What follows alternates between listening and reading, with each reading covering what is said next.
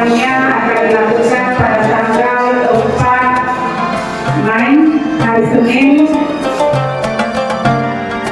Apakah siswa tersebut sudah menyelesaikan seluruh program pembelajarannya, dan apakah siswa tersebut juga sudah menyelesaikan atau sudah mengikuti ujian akhir yang dilaksanakan pada awal April kemarin.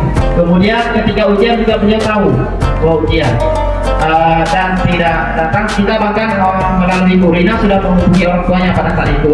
Oleh di luar. Terus kemarin itu pernah minta ujian juga, ya kalau ujian bisa ikut.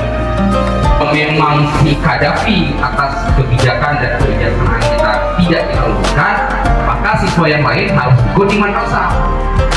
Begitu jalan keluarnya dari pandangan saya. Kita tidak berani mengambil sikap tegas untuk